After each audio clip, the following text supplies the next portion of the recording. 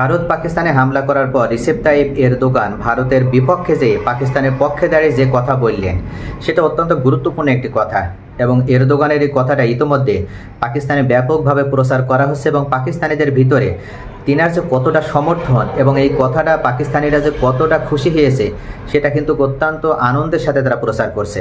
গত 26 জুন ভারতের পেহেলগামে যে সন্ত্রাসী হামলা ঘটে তার পরপরই ভারত একচেটিয়াভাবে পাকিস্তানকে দায়ী করছে, কিন্তু ঘটনার পরপরই পাকিস্তান এবং চীন তারা একই সুরে কথা বলেছে। অর্থাৎ পাকিস্তান প্রথমেই বলেছে যে এই ঘটনার সাথে কারা জড়িত এটার আন্তর্জাতিক একটা নিরপেক্ষ তদন্ত হোক। পাকিস্তানের কথার সাথে সাথে চীনও একইভাবে কথা বলেছে, অর্থাৎ পাকিস্তান যেভাবে বলেছে ওই সুরে যে আমরাও এই ঘটনার আন্তর্জাতিক তদন্ত চাই। যদি আন্তর্জাতিক তদন্তের পর পাকিস্তান দোষী হয় তাহলে তখন তার বিরুদ্ধে পদক্ষেপ নেওয়া যাবে, প্রয়োজনে আন্তর্জাতিকভাবে পদক্ষেপ নেওয়া হবে।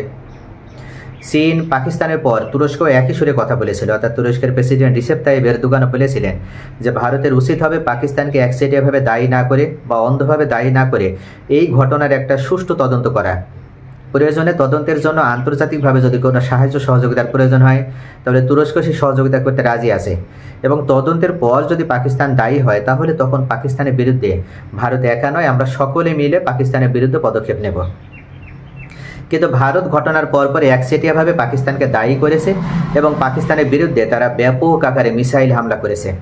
বেশ কিছুদিন ধরে সীমান্তে গোলাগুলির পর ভারত হঠাৎ করে এই পদক্ষেপ নিয়েছে এবং পাকিস্তানে একযোগে হামলা চালিয়েছেন। পাকিস্তানের নৌবাহিনী, সেনাবাহিনী, বিমান বাহিনী সকলে মিলে ঐক্যবদ্ধভাবে পাকিস্তানে হামলা চালিয়েছে এবং 9টি জায়গাকে টার্গেট করে হামলা করেছে।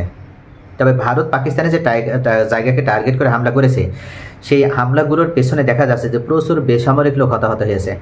ভারতের পক্ষ থেকে দাবি করা হয়েছে যে প্রায় 100-র বেশি মানুষ নিহত হয়েছে, কিন্তু পাকিস্তানের পক্ষ থেকে বলা হয়েছে যে এখনও পর্যন্ত 26 জন নিহত হয়েছে এবং 48 জন আহত হয়েছে। আর এই ঘটনাটিকে তুরস্ক ন্যাক্কারজনক এবং ঘৃণিত ঘটনা হিসেবে উল্লেখ করেছেন। তুরস্কের প্রেসিডেন্ট রিসেপ তাইয়িপ এরদোগান বলেছেন যে আমরা পাকিস্তানের পক্ষে আছি, পাকিস্তান আমাদের আপন ভাইয়ের মতো এবং পাকিস্তানের সাথে আমাদের ভ্রাতৃপ্রতিম সম্পর্ক রয়েছে। তাই পাকিস্তান আক্রান্ত হওয়া মানে আমরা নিজেরাও আক্রান্ত হওয়া।